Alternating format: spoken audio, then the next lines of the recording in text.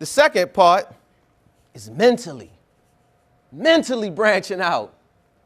Mental health issues are actually much bigger in the African American community than you ever thought. Address your issues. It's okay. It's okay to understand that ADHD, depression, bipolar, whatever the case may be, they are rampant in our communities. Got to stop hiding from it. And I'm going to share something with you that I know firsthand experience. 2014, I experienced a breakup with the mother of my twins. I thought it would literally take me off this earth because I wasn't mentally strong.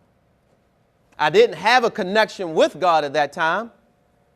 In addition to, I wasn't man enough to admit the issues that I had going on inside. I sat in an abandoned house on 28th Street. I was doing real estate at the time. And I found out, she had a boyfriend. And I sat in an abandoned house, and I said, I'm going to kill myself. Looking back at it, it's one of the silliest things I could ever say. I can laugh at it now. I said, I'm going to kill myself. A buddy of mine called me. He said, man, what are you doing? I just fell out in tears, crying. He said, what's going on? So I tell him his whole story. He rushes over. And this was the longest day of my life. That day concluded with me spending 2 days at Mount Pleasant, which is not the golf course, right? Which is the psychiatric. I wasn't playing golf like Tiger Woods. I spent 2 days in a psychiatric unit at Mount Pleasant, Sinai Hospital. And I'm a licensed mental health therapist. And I said, if it could happen to me, it could happen to anybody. As the nurse came in, my best friend was whispering. He said, ma'am, he knows everything to say because he does it. I played the game. There's nothing wrong with me. I gave him all the verbiage I learned from Johns Hopkins. I gave him everything. Before I know it, I woke up with a gown and hospital socks on. And I said, how in the world did this happen? And it's because of this mental thing. I didn't want to face it. I had some issues inside. I couldn't face my own issues. Fellas, we have to start addressing these issues. That's part of branching out. Branching out is stepping out on something that you're not used to, getting out of that comfort zone. You'll never grow where you're comfortable. You'll never grow where you're comfortable.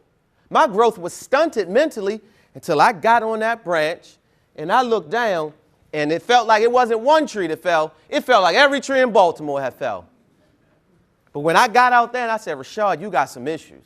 You need God. And in addition to that, you need some help. I went to my own therapist. Life-changing moment.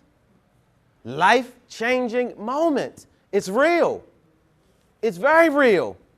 And just going back to talk about our young men are out here doing the most heinous crimes imaginable. A lot of mental health issues exist. And guess what? I share my story every chance I get with the young men that I work with at the Baltimore City Juvenile Justice Center.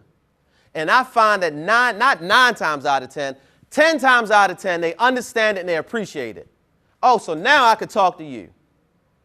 I could talk to you about my issues because I understand you have them too. Of course I do. Gentlemen, we got to do it. It's somebody in this room, just by numbers alone, statistics alone, somebody in this room has a mental health issue. I'm going to be honest with you. I'm very candid, and I'm not going to lie, especially not in the house of the Lord. Somebody here has a mental health issue. Get it addressed. Get it addressed. Because if not, we'll be in a bad place.